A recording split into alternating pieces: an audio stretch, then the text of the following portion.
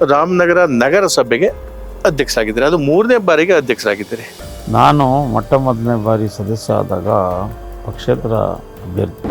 ಬಟ್ಟಂಗೆ ಗುದ್ದಲಿ ಪೂಜೆ ಇರ್ಬೋದು, ಶಂಕುಸ್ಥಾಪನೆಗಳಿರ್ಬೋದು ಮಾಡ್ತಾ ಇದ್ದೀರಿ. ಅದೆಲ್ಲ ಒಂದ್ ಕಡೆ ನೆನೆಗುದಿಗೆ ಬಿದ್ದಿದೆ. ಈ ಕೊಲ್ಲಿ ಯುದ್ಧ ಪ್ರಾರಂಭ ಆದ್ಮೇಲೆ ಟಾರ್ನ ರೇಟು ಸಿಕ್ಕಾಪಟ್ಟೆ ಜಾಸ್ತಿ ಇದೆ ಅಂತ ಹೇಳಿ ಸ್ವಲ್ಪ ಕಾಂಟ್ರಾಕ್ಟರ್ಗಳು ಗೊಂದಲದಲ್ಲಿದ್ದಾರೆ.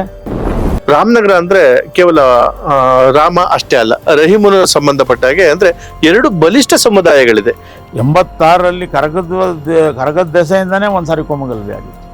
ತಾಲೂಕಿನ ಶಾಸಕರು, ವಿಧಾನಸಭಾ ಕ್ಷೇತ್ರದ ಶಾಸಕರು, ಎಲ್ಲ ಒಂದ್ ಕಡೆ ನಿಮ್ಮಿಬ್ರು ನಡುವೆ ಒಂದಷ್ಟು ಗೊಂದಲಗಳಿದೆ. ಇಕ್ಬಾಲ್ ಹುಸೇನ್ ಯಾವುದೋ ಊರಿಂದ ಹೂಕುಂದದಿಂದ ಬಂದು ಇಲ್ಲಿ ಶಾಸಕರಾಗಬೇಕಂದ್ರೆ ಸುಮ್ಮನೆ ಸಾಧನೆ ಅಲ್ಲ. ಅದರಲ್ಲೂ ದೇವೇಗೌಡರ ಮೊಮ್ಮಗನ ಮೇಲೆ ಗೆಲ್ಲೋದು ಹುಡುಗಾಟದ ಮಾತಲ್ಲ.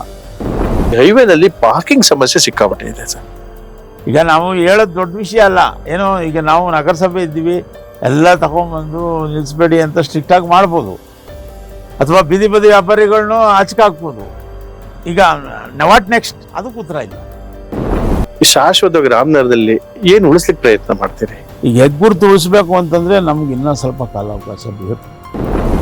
ವಿಧಾನ ಪರಿಷತ್ ಸದಸ್ಯರಾಗಬೇಕು ಅಂತ ಹೇಳಿ ನಿಮ್ಮ ಒಂದಷ್ಟು ಅಭಿಮಾನಿಗಳು, ಬೆಂಬಲಿಗರು, ಒಂದು ಮಂತ್ರಿಗಳ ಹತ್ರ ಸಹ ಹೋಗಿದ್ರು ಆ ಸಂದರ್ಭಗಳಲ್ಲಿ. ಸೊ ಆಸೆ ಆಕಾಂಕ್ಷೆಗಳೇನಾದ್ರೂ ಇದೆಯಾ ನಿಮಗೆ? ನೀವು ಸ್ಪರ್ಧೆಗೆ ಬನ್ನಿ, ನಾವೆಲ್ಲ ಸಹಕಾರ ಮಾಡ್ತೀವಿ ಅನ್ನೋ ಮಾತುಗಳನ್ನು ಹೇಳ್ತಾ ಇದ್ದಾರೆ.